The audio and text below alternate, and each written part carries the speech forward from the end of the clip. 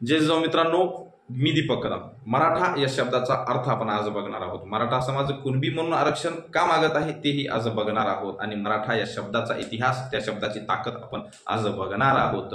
असं म्हणतात की महाराष्ट्र मेले तरी राष्ट्र मेले, मराठ्या विना राष्ट्र गाडा न चाले। खरा वीर वैरी पराधीनतेचा, खरा वीर वैरी पराधीनतेचा, महाराष्ट्र आधार या भारताचा, मराठा आधार या भारताचा, अशी या मराठा या शब्दाची ताकद आहे। मग मराठ्यांची मूळ जात कोणती आहे? तर मराठ्यांची मूळ जात ही कुणबी आहे। मग मराठा म्हणजे नेमकं कोण आहे? तर 18 पगड जातीमधले साळी माळी कोळी धनगर वंजारी सगळे बांधव, मग त्याच्यामध्ये दलित असो की कोणताही मराठी बोलणारा बांधव असो, तो सगळा मराठा म्हणून या ठिकाणी इतिहासामध्ये संबोधलेला आहे। याला ऐतिहासिक आधार आहे। तुम्ही संबंध भारताचा इतिहास बघा, त्या ठिकाणी राजस्थानमध्ये जे शिंदे घराणं आहे ते सुद्धा स्वतःला मराठे म्हणतं आणि ग्वाल्हेरमधले मध्य प्रदेशमधले जे होळकर घराणं आहे ते सुद्धा स्वतःला मराठा सरदार म्हणतात आणि स्वतःची जात म्हणजे धनगर सांगतात। मग शिंदे घराणं राजघराणं स्वतःची जात कोणती सांगतं? तर ते जात सांगतं कुणबी। मग गायकवाड जे गुजरातमधलं राजघराणं आहे हे सुद्धा स्वतःला मराठा असं सांगतात, परंतु स्वतःची जात मात्र कुणबी सांगतात, कारण हीच त्यांची मूळ जात आहे। 18 पगड जातीमधले सगळे बांधव त्यांच्या व्यवसायानुसार जाती सांगतात, तसेच मराठ्यांचा व्यवसाय कुणबी आहे म्हणून ते कुणबी आहेत, म्हणूनच ते आरक्षण त्यानुसार मागत आहेत। आणि जनगणनेमध्ये ज्या 1931च्या ज्या जातनिहाय जनगणना, त्याच्या अगोदर सगळ्या ज्या जनगणना झाल्या होत्या त्याच्यामध्ये मराठ्यांची जात कुणबी अशाच प्रकारची नोंदवली गेलेली आहे। मग मराठा या शब्दाला अर्थ काय आहे?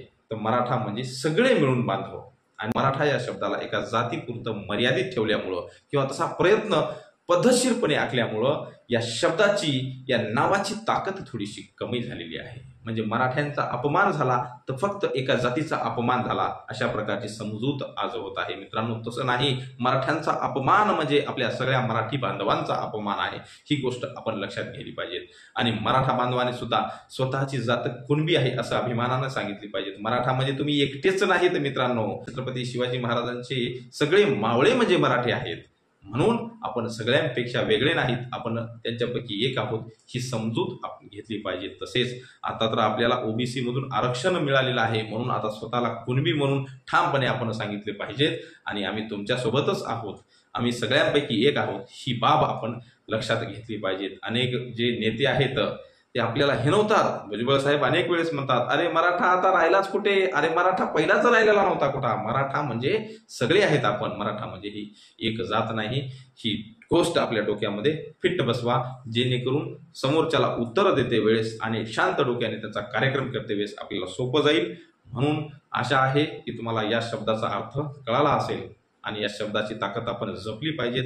सर्व बांधवांनी एकत्र राहिलं पाहिजेत। मराठा या नावाखालीच आपलं भविष्य आहे आणि जर हे मराठा नाव टिकलं नाही तर मग मात्र या महाराष्ट्राचं, या देशाचं फार मोठं नुकसान होणार आहे। कारण आपण असं म्हणतो की अटके पार झेंडे लावले ते मराठ्यांनी, ते फक्त एका जातीने नाही तर सगळ्यांनी मिळून लावलेली आहे। म्हणून आपण सर्वांना एकदा विनंती आहे की या ठिकाणी कोणतेही आपापसामध्ये वाद न करता आपण एकत्र राहिले पाहिजेत। मराठा समाजाला ओबीसीतून आरक्षण मिळालेलं आहे, म्हणून आता आपण सगळेजण ओबीसी आहोत। म्हणजे आदरणीय पंतप्रधान जे असतात की मैं ओबीसी का भला चाहता हूं, तो त्याच्यामध्ये आपण पण ओबीसी आहोत।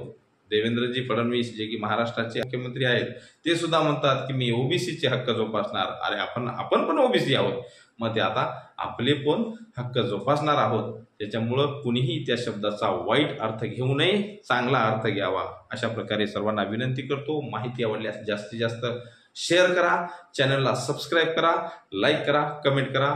धन्यवाद। जय जिजाऊ, जय शिवराय।